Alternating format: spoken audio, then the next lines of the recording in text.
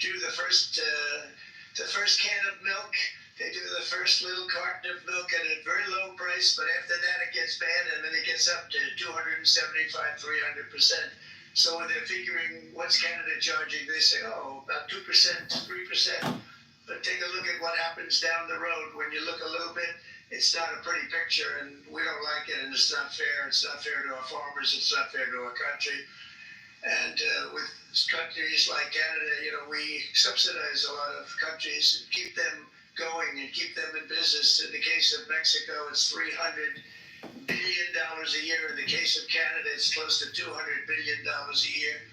And I say, why are we doing this? Why are we doing this? I mean, at what point do we say, you got to work for yourselves, and this is why we have the big deficits. This is why we have that amount of debt that's been placed on our heads over the last number of years, and we're really not taking it anymore.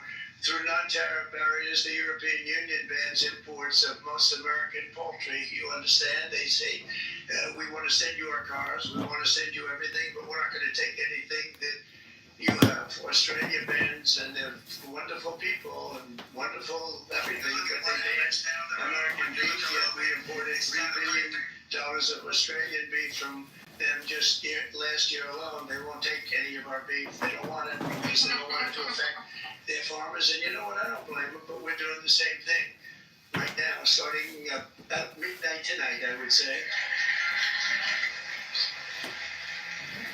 And China charges American rice farmers an overquota, it's called, a tariff rate of 65%. South Korea charges 50%.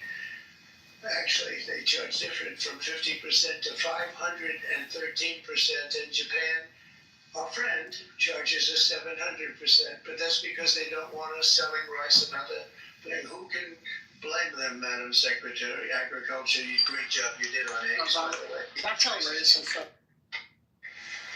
You got them down 50%. Once we got involved, they were going through the sky. The egg prices, they were going through the sky, and you did a fantastic job. Now we have lots of eggs, and they're much cheaper, down about 59% now, and they're going down further. We charge 2.8% for so many things that other countries are charging 200%, 300%, and 400% for. If imposing tariffs and protective barriers made nations poor, then every country on earth would be racing to eliminate these policies, and China would be the first on line. They run a very strong country, but they're not first in line, and the American people are paying a very big price.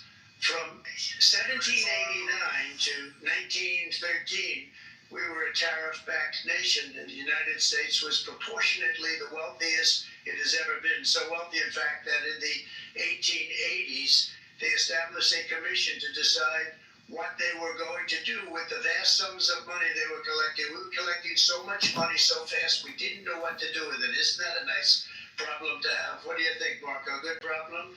Marco would love that problem. But we don't have that problem anymore, but we're not going to have it very much longer, I will tell you. But they collected so much money, they actually formed a commission to determine what they were going to do with the money, who they were going to get it to, and how much. Then in 1913, for reasons unknown to mankind, they established the income tax so that citizens, rather than foreign countries, would start paying the money necessary to run our government. Then in 1929, it all came to a very abrupt end with the Great Depression, and it would have never happened if they had stayed with the tariff policy. It would have been a much different story. They tried to bring back tariffs to save our country, but it was gone. It was gone. It was too late. Nothing could have been done. It took years and years to get out of that depression, far longer than even FDR had that office right over there for a long period of time. The ramp system that's rather intricate was built because of him, and every time you walk up, you think of him, and he did a great job in many ways, but it lasted long beyond his terms, as you know. But it's not too late any longer. We're going to start being smart, and we're going to start being very wealthy again. We're going to be wealthy as a country because they've taken so much of our wealth away from us. We're not going to let that happen. We truly can be very wealthy. We can be so much wealthier than any country. It's not even believable, but we're getting smart. Nearly a century later,